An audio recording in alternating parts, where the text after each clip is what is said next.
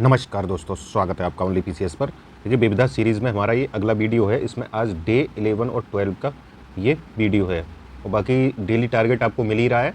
ये 50 days programme है, ये आपको सबको पता ही है। इसमें हम लोग ये विविधा सीरीज़ है यानी मिसलेनियस का सारा सेक्शन देखेंगे। इसके माध्यम से आपके 100+ प्रश्नों की ये सीरीज़ है, तो आप देखेंगे बहुत ज़्यादा लाभकारी होगी एग्जाम के लिए। ये यूपी पीसीएस और आरओ दोनों के लिए है, ठीक है। तो इसको मिस मत करिए। और डेली टारगेट के लिए देखिए, सबसे पहले आपको ओनली पीसीएस टेलीग्राम चैनल है, उसको ज्वाइन कर लीजिए। इसका लिंक नीचे भी दिया गया, डिस्क्रिप्शन बॉक्स में मिल जाएगा। वहाँ आपको टारगेट डेली मिलता है, क्विज़ मिलती है, बहुत सारी चीज़ें आपको प्रोवाइड कराई जाती हैं। इसका पीडीएफ भी आपको इसी चैनल पे, आपको टेलीग्राम चैनल पे मिलता है। तो सबसे पहले आप इसको ज्वाइन कर लीजिए। और चलिए शुरुआत करते हैं। इसमें देखते हैं आपके डे 11 में क्या है। तो ये सबसे पहले शुरू करते हैं। देखिए, डे 11 में जो तथ्य इंपॉर्टेंट है वो तथ्य हमने निकाले हैं। इसका संकलन है, बहुत शानदार है। यहीं से देखिए प्रश्न आपको मिलते हैं। देखिए, तृतीय आंग्ल मराठा युद्ध कब हुआ है? 1817 और 1818 में। तो ये देखिए, इसके तहत कुछ संधियाँ हुई थी। जो देखिए पहली संधि थी इसमें पूना संधि। पूना की संधि 13 जून 1817 को पेशवा बाजीराव द्वितीय के साथ हुई थी अंग्रेज़ों की। दूसरी थी ग्वालियर संधि, 5 नवंबर 1817 में हुई थी, दौलत राव सिंधिया के साथ हुई थी ये। मंदसौर की संधि 6 जून 1818 में हुई थी, होलकरों से हुई थी। तो ये क्रम लगाने के लिए आपसे आ जाता है या पूछ लेता है ये संधियाँ किस युद्ध के दौरान हुई थी, तो ये भी आपसे सीधा सीधा पूछ लेता है। तो ये आप याद कर लीजिए तीनों। अगला है, देखिए, काल्पनिक वैज्ञानिक उपकरणों पर पुस्तक लिखी गई थी। ये लिखी थी राजा भोज ने। ये युक्ति कल्पतरु है इसका नाम। और ये परमार बंसी राजा थे। 1000 से लेके 1055 ईस्वी के बीच में इनका शासन था। और भी है इनकी, जैसे सम्रांगण सूत्रधार, इसका 31वां अध्याय यंत्र विज्ञान से ही संबंधित है। तो ये आप याद रखिए, कई बार पूछा जा चुका है। अगला है, देखिए, प्रथम आंग्ल सिख युद्ध 1845 से 1846 के बीच हुआ था। द्वितीय हुआ है आपका 21 फरवरी 1849 को। 1849 याद रखिए। तो पहला हो गया 1845-46, दूसरा हो गया 1849 में। तो ये दो युद्ध हुए थे, दोनों का आपको बता दिया इसमें।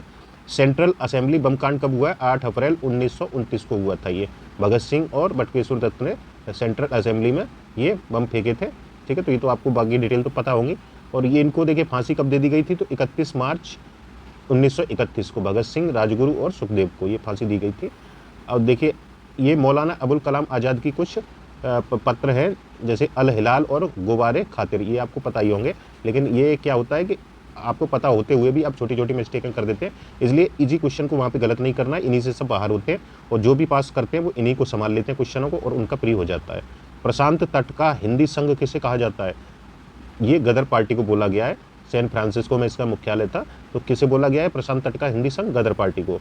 अगला देखिए, गदर पार्टी के बारे में देख लीजिए।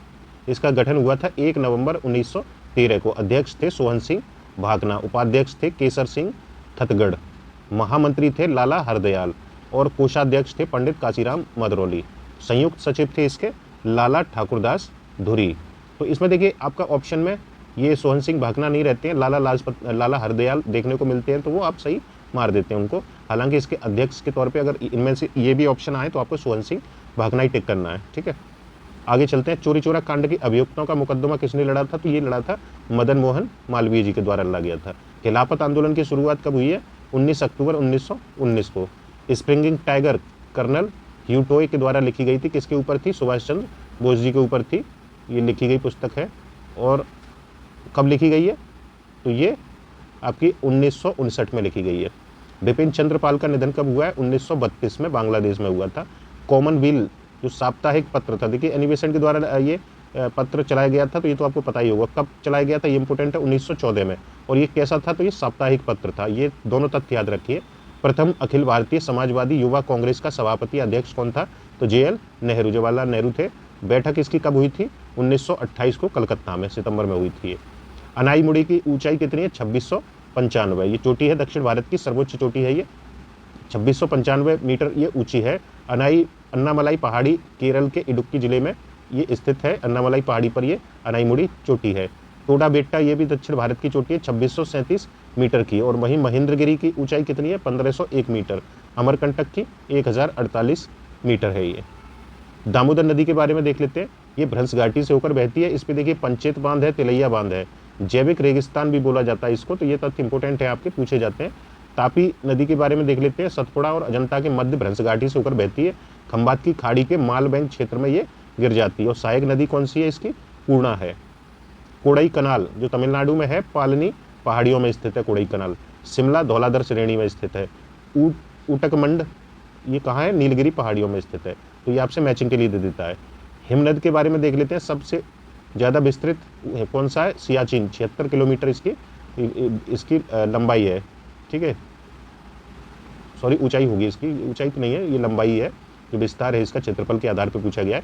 बियाको का 60 किलोमीटर है, बालतोरो का 58 किलोमीटर है, और चोंगो लोंगमा ये 50 किलोमीटर है। ये दोनों जो है बियाको और बालतोरो, ये गिलगिस्तान और बाल्टिस्तान पाकिस्तान में जो पड़ता है वहाँ की है जो ये हिमनद। लेह सिंधु नदी के दाएं तट पर अवस्थित है। ये पूछता है काजू उत्पादन में महाराष्ट्र पहले नंबर पे, फिर आंध्र प्रदेश है, फिर उड़ीसा है। देखिए कुछ ये है लौह इस्पात केंद्र हैं जो, और कोयला क्षेत्र के समीप स्थित हैं, ये याद रखिए। जो लौह इस्पात केंद्र है और ये कोयला क्षेत्र के समीप है, बोकारो, दुर्गापुर और कुल्टी आसनसोल, ये तीनों ही हैं। आप कमेंट बॉक्स में बताइए ये कुल्टी आसनसोल ये किस किस राज्य में अवस्थित है। भारत में प्रथम जल विद्युत संयंत्र की स्थापना कब हुई है, तो ये 1897 में हुई है, सिद्रापोंग जो दार्जिलिंग असम में है। अगला है देखिए, सर्वप्रथम खनिज तेल का कुआं कब खोदा गया था, ये तो 1867 में माकूम में, जबकि वास्तविक उत्पादन का कार्य 1890 से शुरू होता है डिगबोई से। फ्रांस व स्पेन के मध्य सीमा बनाने वाला पर्वत कौन सा है, तो ये पेरनीज है। आल्प्स पर्वत कैसा है, तो वलित पर्वत है। वॉसजेस पर्वत कैसा है, तो ये भ्रंसोत्थ पर्वत है। अंधी घाटियाँ कहाँ पाई जाती हैं, तो कार्ड्स प्रदेश में पाई जाती हैं। भूपर्पटी के तत्व कौन कौन से हैं, तो ऑक्सीजन सबसे ज़्यादा मिलती है 46.1%, फिर सिलिकॉन है 27.69%, फिर एल्युमिनियम है 8.07% और लोहा है 5.05%, मैग्नीशियम है 2.08%। तो इसको ओसियाल से याद रख सकते हैं, आपके तीन तो याद हो जाएंगे, ओशियाल, ओसे ऑक्सीजन, सिलिकॉन और एल्युमिनियम, तो ये तीन तो याद हो गए, बाकी दो लोहा और मैग्नीशियम से याद रख लीजिए। मृत घाटी के बारे में देखते हैं, ये रिफ्ट या भूभ्रंश घाटी का उदाहरण है, दक्षिणी कैलिफोर्निया में स्थित है, मुजावे रेगिस्तान में। तो कौन सा रेगिस्तान है, इससे देखिए कई तथ्य आपके क्लियर हो गए। पहली बात तो मृत घाटी कहाँ है, तो मुजावे रेगिस्तान कहाँ है, तो ये अमेरिका में है, तो ये याद रखिए। और अमेरिका में भी कहाँ है, दक्षिणी कैलिफोर्निया में स्थित है, ठीक है। तो इससे कई सारे तथ्य आपके तैयार हो गए। गोदावरी नदी देखिए, इसकी लंबाई कितनी है, 1465 किलोमीटर है। भारत की बूढ़ी गंगा भी इसको बोला जाता है। सहायक नदियाँ देख लीजिए, ये बहुत इंपॉर्टेंट है, पूछी जाती है। वैन गंगा है, पेन गंगा है, इंद्रावती, मंजीरा, मचकुंड, वर्धा, खपोली, प्राणहिता। तो ये आप एक दो बार इनको देख लीजिए वीडियो को, तो आपके ये तैयार हो जाएंगे। वुपरताल कहाँ पड़ता है, तो ये जर्मनी में है, ऊनी वस्त्र उत्पादक केंद्र है।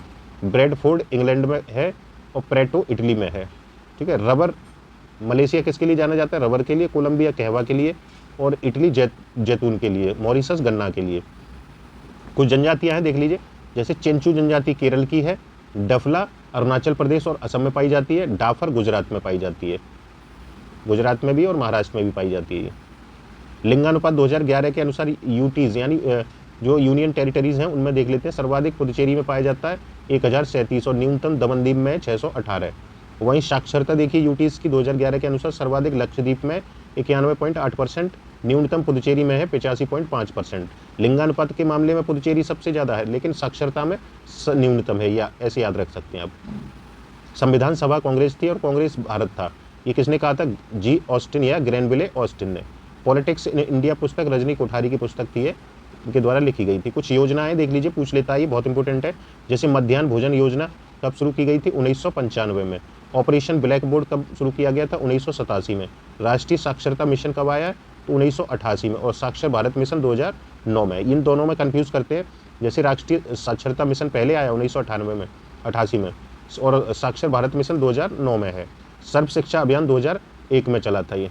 आगे देखिए, न्यूनतम आवश्यकता कार्यक्रम किस पंचवर्षीय योजना से संबंधित है, 5वीं से। और ये कार्यकाल क्या था 5वीं का, 1974 से 1979 यानी 79।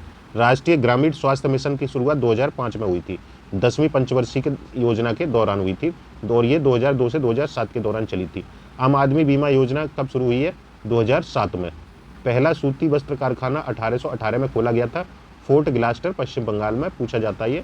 1 नैनोमीटर इक्वल्स टू कितने सेंटीमीटर होते हैं, 10⁻⁻7 सेंटीमीटर या 10⁻⁹ मीटर, ठीक है। एक प्रकाश वर्ष में कितने मीटर होते हैं, तो 9.46 × 10⁻15 मीटर। तो ये आप याद रखिए, सीधा सीधा पूछ सकता है।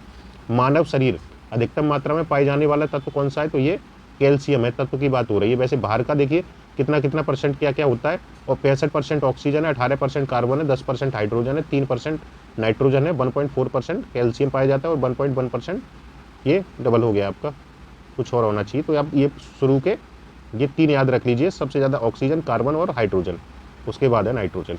असंगठित वर्कर्स सामाजिक सुरक्षा अधिनियम आया था 2008 में। तो ये कई बार पूछा गया है, आपको 5-7 बार ये एग्जाम में मिल जाएगा पूछा हुआ, और अभी भी आयोग का फेवरेट बना हुआ है। डे 12 देख लेते हैं, इसमें क्या है, पल्लव वंश के बारे में। संस्थापक बप्पदेव थे। वास्तविक संस्थापक कौन थे, सिंह विष्णु बोले जाते हैं। 575 से 600 ईस्वी इनका कार्यकाल था। सबसे शक्तिशाली शासक इस वंश का नरसिंह वर्मन प्रथम को बोला गया है। तमिल रामायण की रचना किसने की थी, तो कंबन ने की है। चोल शासक कुलोतुंग के काल में ये रचना हुई थी। कौन शासक था, कुलोतुंग। बौद्ध समितियां देख लेते हैं। प्रथम बौद्ध समिति में क्या हुआ था, जो बुद्ध के उपदेश थे उनका विभाजन हुआ था सुत्त पिटक और विनय पिटक में। द्वितीय बौद्ध संगीति में देखिए, इसका बौद्ध धर्म का ही विभाजन होता है महासांगिक और स्थविर में। तृतीय में त्रिपिटकों का संपूर्ण आकार दिया जाता है, यानी तीनों पिटक आ जाते हैं सामने। चौथे में देखिए विभाजन होता है फिर से बौद्ध धर्म का हीनयान और महायान में। रुमिनदेई स्तंभ लेख, बुद्ध, इससे पता चलता है बुद्ध का जन्म लुम्बिनी में हुआ था। अशोक का सबसे छोटा अभिलेख है। अशोक के राज्याभिषेक के 20 वर्ष बाद यहाँ अशोक आए थे और उन्होंने कर वगैरह भी कम किया था। 1/6 से लेके 1/8 कर दिया गया था, और बहुत सारी चीज़ें यहाँ पे दी गई थी। ठीक है, तो वो आपको पता होगा, नहीं होगा तो नेक्स्ट वीडियो में वो मिलते रहेंगे आपको। सिकंदर लोदी देखिए 1504 में आगरा शहर की स्थापना की है। अब यहाँ देखिए आगरा शहर का तो सबको पता है किसने स्थापना की है। डेट याद रखिए 1504 में, और अगले 2 साल में ही 1506 में राजधानी बना दिया गया था आगरा को। गुलरुखी शीर्षक से उप कविताएं भी ये लिखी थी सिकंदर लोदी ने। अब्दुल रज्जाक जो फारसी यात्री था, देवराय द्वितीय के कार्यकाल में आया था। फ्रांसिस्को पेलसर्ट ये डच था, जहांगीर के काल में आया था। इसने जहांगीर का भारत ये पुस्तक लिखी है, यानी जहांगीर इंडिया। हुमायूं ने मुगल चित्रकला का प्रारंभ किया, और जब फारस के प्रवास के दौरान ये 2 प्रसिद्ध चित्रकारों से यहाँ मुलाकात हुई, और इन्हीं के सहयोग से इन्हीं को अपने साथ ले आया था, मीर सैयद अली और ख्वाजा अब्दुस इस्मद। तो इन दोनों चित्रकारों के साथ ही इसने चित्रकला का प्रारंभ किया। आंग्ल नेपाल युद्ध और तृतीय आंग्ल मराठा युद्ध दोनों ही ये लॉर्ड हेस्टिंग्स के समय हुए थे। अखिल भारतीय किसान सभा, इसकी प्रथम अधिवेशन कब हुआ इसका, तो ये लखनऊ में हुआ था 1936 में। अध्यक्ष थे स्वामी सहजानंद सरस्वती, जो बिहार कांग्रेस के सभापति भी थे। महासचिव थे इसके NG रंगा, जो आंध्र प्रदेश किसान आंदोलन के प्रमुख नेता थे ये। आगे देखते हैं। प्रार्थना समाज 1867 ईस्वी को हुआ था। इसकी स्थापना बम्बई में हुई थी। आत्माराम पांडुरंग ने इसकी स्थापना की थी केशव चंद्र के सहयोग से। सहभागिता थी इसमें रनाडे की और चंदावरकर की, भंडारकर की, ये तीनों ही इसमें योगदान दिए थे प्रार्थना समाज में। दास प्रथा की समाप्ति लॉर्ड एलन बरो ने की है 1843 के एक्ट 5 के द्वारा। प्रथम आंग्ल अफगान युद्ध 1838 से 1842 के बीच हुआ था लॉर्ड एलन बरो के कार्यकाल में। द्वितीय हुआ 1878 से 1880 लॉर्ड लिटन के काल में। तो ये सीधा सीधा आपसे पूछ लेता है कब हुआ है। तो साधारण सी डेटा हैं, लेकिन आप कंफ्यूज कर जाते हैं, इसलिए बार बार देखिए। थियोसॉफिकल सोसाइटी के बारे में देखते हैं। एनी बेसेंट इससे जुड़ी थी। इन्होंने मुख्यालय अडियार तमिलनाडु को बनाया था। उद्देश्य था प्राच्य विद्याओं का शोध एवं पाश्चात्य जगत में उनका प्रचार करना। इंडिपेंडेंट लीग की स्थापना कब हुई है, 1942 में रास बिहारी बोस के द्वारा की गई थी, टोक्यो में, जापान में। असहयोग आंदोलन स्थगित किया था बारदोली सम्मेलन 1922 में, ये आंदोलन स्थगित किया गया है। रेशम के बारे में देख लेते हैं। भारत में उत्पादित रेशम का 70% सहतूत रेशम उत्पादित होता है। सहतूत रेशम में कर्नाटक शीर्ष पे 44% के लगभग यहाँ उत्पादन होता है। टसर में झारखंड है जो 76% के लगभग उत्पादन करता है। इरी और मूंगा ये दोनों ही असम इसमें टॉप पे है। लौह अयस्क क्षेत्र देख लेते हैं। बादाम पहाड़ उड़ीसा में पड़ता है। डल्ली राजहरा छत्तीसगढ़ में। नोवामुंडी झारखंड में। कुद्रेमुख तो पता ही होगा आपको, कर्नाटक में। प्रधान यामोत्तर कहाँ से गुजरती है ये, लंदन, फ्रांस, स्पेन, अल्जीरिया, घाना, माली, बुर्किना फासो, टोगो, ये सब यहाँ से गुजरती है प्रधान यामोत्तर। अफ्रीका के 16 देश स्थल रुद्ध है। अब आपको क्या करना है, इन 16 देश को आप एक काम करिए, मैप उठाइए और मैप पे बार बार देखिए। तो इससे क्या रहेगा, बेसिक कॉन्सेप्ट क्लियर हो जाएगा मैप को देखने से। और कोस्टल रीजन को भी देखिए कौन कौन से इस पे जुड़े हुए हैं, तो वहाँ से आपको ये नॉलेज मिल जाएगी। ठीक है। दक्षिण अमेरिका का सबसे घना बसा देश कौन सा है, तो इक्वाडोर है ये। लिंगानुपात 2011 में सब सर्वाधिक कहाँ है, केरल में है 1084, पुदुचेरी में 1037, तमिलनाडु में है 996, आंध्र प्रदेश में है 993। तो ये टॉप शीर्ष याद रखिए आप। नगरीय जनसंख्या का अवरोही क्रम क्या है, तो महाराष्ट्र इसमें टॉप पे है, फिर यूपी, तमिलनाडु और पश्चिम बंगाल। जनगणना नगरों की कुल संख्या कितनी है? तो 3892 जनगणना नगर थे 2011 की जनगणना के अनुसार। और सांविधिक नगरों की संख्या 4041 थी। आर्टिकल 39 घ यानी डी, समान कार्य के लिए समान वेतन की बात की गई है। समान पारिश्रमिक अधिनियम इसी के तहत 1976 पास किया गया था, आर्टिकल 39 डी के द्वारा। योजनाएं देख लीजिए, एकीकृत ग्रामीण विकास कार्यक्रम IRDP 1978-79 में ये शुरू हुई है। स्वर्ण जयंती ग्राम स्वरोजगार योजना 1999 में आई थी। वहीं इससे पहले जो शहरी थी यानी ग्रामीण युवा स्वरोजगार कार्यक्रम ट्राइसेम कब आया है? और इसका देखिए ग्राम वाला तो ये 99 में है और शहरी वाला 1997 में है, ये भी याद रखना है। शहरी पहले शुरू हुआ है और ग्रामीण युवा स्वरोजगार कार्यक्रम यानी ट्राइसेम 1979 में शुरू हुआ है। राष्ट्रीय ग्रामीण रोजगार कार्यक्रम NREP 1980 में आया था। मौसम आधारित फसल बीमा योजना 2007 में शुरू की गई थी। सर्वप्रथम ये इसमें जो लागू की गई थी ये कर्नाटक ने की थी। प्रधानमंत्री फसल बीमा योजना 2016 में आई थी और खरीफ की फसल से इसे शुरू किया गया था यानी लागू किया गया था। नाइट्रस ऑक्साइड N2O, इसे लाफिंग गैस भी बोला जाता है, तो पता ही होगा। जोसेफ प्रिस्टले के द्वारा ये खोज की गई थी 1792 में। गन्ना, आलू, अदरक क्या है? ये तना है, जबकि शकरकंद क्या है? एक जड़ है। तो ये आपके लिए आरओ वालों के लिए विशेष रूप से उपयोगी है। फाइलेरिया और PCS में भी पूछा जाता है, ये भी याद रखिए। फाइलेरिया लसिका पर्व से संबंधित है और जबकि ल्यूकीमिया अस्थि मज्जा से, मलेरिया रक्त कोशिकाओं से संबंधित है। ये आगे देखते हैं। B1 को थाइमिन, रासायनिक नाम थाइमिन है। B2 का राइबोफ्लेविन, B6 का पायरिडॉक्सिन। परितृप्ति एवं प्यास का केंद्र क्या होता है? तो हाइपोथैलेमस भाग होता है। ये मस्तिष्क का हाइपोथैलेमस भाग है, यहीं पर प्यास और इसका केंद्र है। राष्ट्रीय कृषि अनुसंधान प्रबंधन अकादमी हैदराबाद में 1976 में इसकी स्थापना की गई थी। कर्मा नृत्य खरवार जनजाति द्वारा मनाया जाता है, सोनभद्र और मिर्जापुर में ये उत्सव आयोजित किया जाता है। यूपी जनहित गारंटी अधिनियम कब आया था? 2011 में। शकुंतला यानी कालिदास का पहली बार अंग्रेजी अनुवाद किसने किया था? सर विलियम जोन्स ने किया था। तो ये आपका ये थे डे 11 और 12 का वीडियो है। डे 11 और 12।